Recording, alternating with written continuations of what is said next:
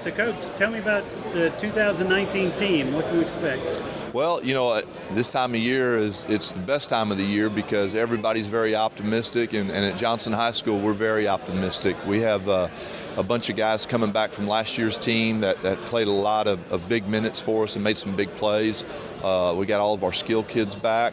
We'll have a new offensive line, and all coaches know that you're going to be as good as your offensive line is. So we're hoping those guys will gel early, and through a tough non-district schedule, they'll have an opportunity to improve each week. And hopefully by the time we get to district, we'll be kicking on all cylinders. Defensively, we have some really good football players coming back, and then we have some young guys coming up from the JV.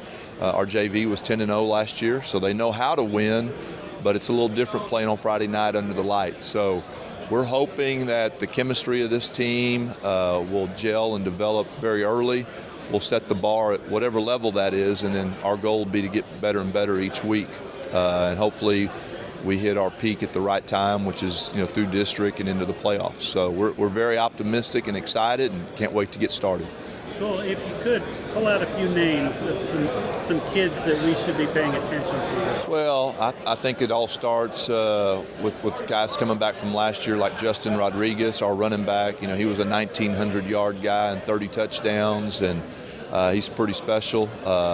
Not just with the ball in his hand, but just as a football player and as a captain and a leader. Just a great young man that's a great leader for us.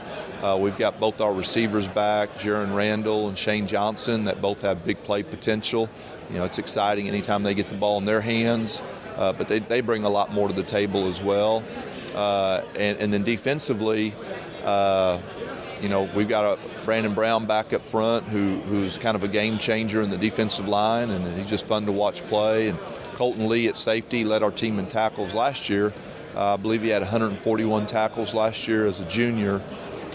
He also happened to be the district champ in the 400 meters this spring. He can run, and he's very athletic. So we're just excited, like I said, to get started and let these guys play football. We're going to return our quarterback that played a lot last year, Ty Reesner. It's nice to have a guy out there with some experience at that position. So we feel good about where we are, but it's also the unknown because it's a brand new team, and we just got to get started and see where it takes us.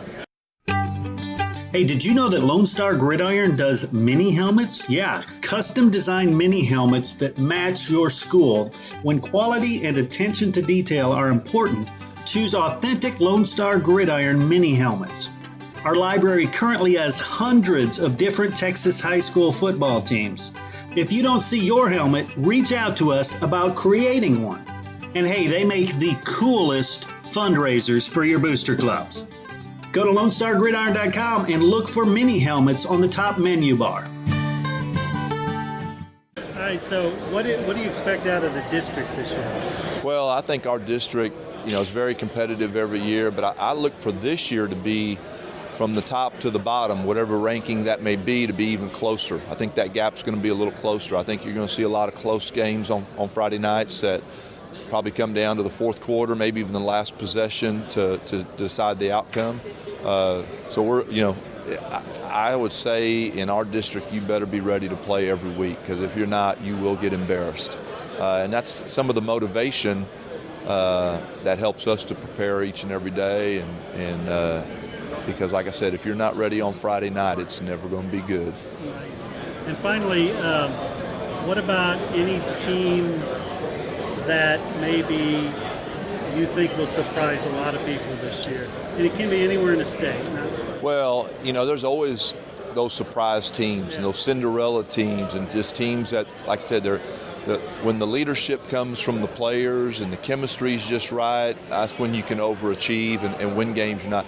If I had to pick a team just locally in San Antonio and even in our district, I'd have to say it's Roosevelt. They were so close last year to winning a lot of games, and they just never could quite get it done, late in the game or that last possession.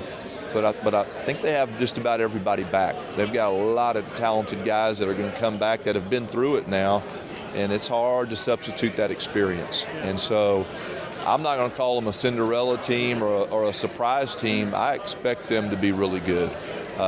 and I think they do too. So that would probably be my pick off the top of my head right now. All right, cool. Well, good luck on the season. Well, thank you. Appreciate you. Thank you.